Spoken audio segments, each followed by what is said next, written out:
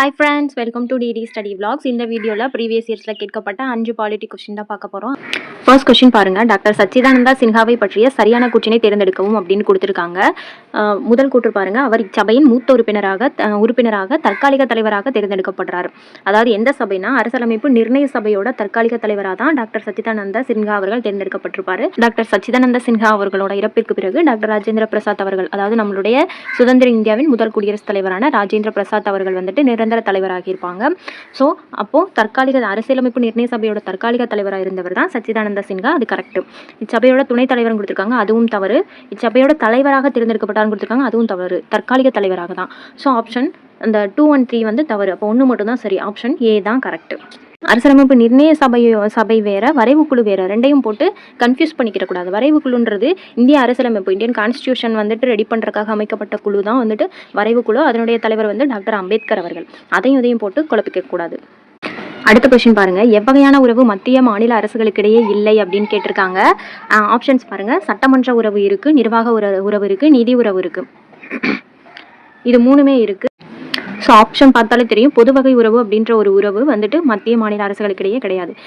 ஸ்டேட்டுக்கும் சென்ட்ரலுக்கும் இடையில சட்டமன்ற உறவு இருக்கும், நிர்வாக உறவு இருக்கும், நிதி உறவு இருக்கும். மற்றபடி இந்த பொது வகை உறவு அப்படின்ற ஒரு உறவு ரெண்டுக்கும் இடையில கிடையாது. ஸோ அப்போ இதுக்கான ஆன்சர் வந்து பொது வகை உறவுகள். அடுத்த கொஸ்டின் பாருங்க. கீழ்கண்டவற்றில் ஒரு மசோதாவை நிதி மசோதாவா அல்லது இதர மசோதாவா என தீர்மானிக்கும் அதிகாரம் கொண்டவர் யாருன்னு பார்த்தீங்கன்னா மக்களவை சபாநாயகர். அப்போ இந்த லோக்சபாவோட ஸ்பீக்கர் வந்து எவ்வளோ அதிகாரம் பெற்றிருக்காங்கன்னு பாருங்க. ஒரு மசோதாவை வந்து நிதி மசோதாவா இல்லை சாதாரண மசோதாவா அப்படின்ட்டு தீர்மானிக்கிற அதிகாரம் கொண்டவர் வந்துட்டு லோக்சபாவோட ஸ்பீக்கர், மக்களவையோட சபாநாயகர் தான். மக்களவை மாநிலங்களவை எதுன்ட்டு டிஃப்ரென்ஷியேட் பண்ண தெரியும்ல. மக்களவைன்றது நம்ம ஓட் பண்ணி பிரதமரை தேர்ந்தெடுப்போம்ல, அதுதான் வந்து மக்களவை.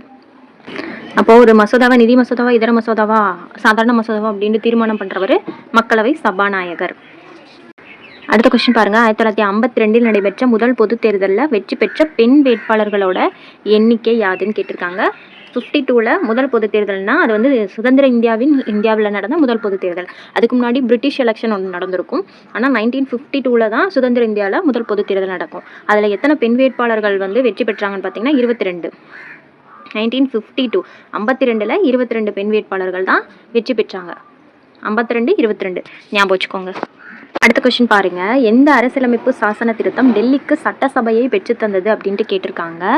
இதுக்கான ஆன்சர் வந்து 69வது சட்ட திருத்தம். 1991ஆம் ஆண்டு நடைமுறைக்கு கொண்டு வரப்பட்ட 69வது சட்ட திருத்தம் வந்து டெல்லிக்கு தேசிய தலைநகர் அப்படின்ற ஒரு அந்தஸ்தை பெற்றுக் கொடுக்குது. அதே மாதிரி அந்த சட்ட திருத்தத்தின் கீழே வந்துட்டு டெல்லிக்கு சட்டசபை 70 உறுப்பினர்கள் கொண்ட சட்டசபையும் 7 உறுப்பினர்களை கொண்ட ஒரு அமைச்சர் குழுவையும் அமைக்கிறதுக்கு டெல்லிக்கு வந்து அந்தஸ்து கொடுக்கப்படுது. ஸோ இப்போ 1991ஆம் ஆண்டு கொண்டு வரப்பட்ட 69வது சட்ட திருத்தம் வந்து டெல்லிக்கு தேசிய தலைநகர் அப்படின்ற அந்தஸ்தையும் சட்டசபையையும் பெற்றுத்தருது. அந்த சட்டசபையில் எத்தனை உறுப்பினர்கள் இருக்கலாம்னு பார்த்தீங்கன்னா 70 உறுப்பினர்கள். இது வந்து 69, இதுக்கு அடுத்த நம்பர். ஸோ 70 உறுப்பினர்கள் வந்து இருக்கலாம். 7 உறுப்பினர் கொண்ட அமைச்சர் குழுவையும் அமைச்சிக்கிறதுக்கு ஒரு அதிகாரம் கொடுக்கறதுக்கு வழி செய்தது இந்த 69வது சட்ட திருத்தம். புரிஞ்சிருக்குன்னு நினைக்கிறேன். அடுத்த கொஸ்டின் போகலாம். அடுத்து இந்திய அரசியலமைப்பு சட்டத்தின் 15வது நோக்கம் எதுன்னு பார்த்தீங்கன்னா நோ டிஸ்கிரிமினேஷன். அதை ஞாபகம் வச்சுக்கோங்க. டிஸ்கிரிமினேஷன் வந்துட்டாலே அதுதான். அதாவது இனம், சாதி, பால், பிறந்த இடம்.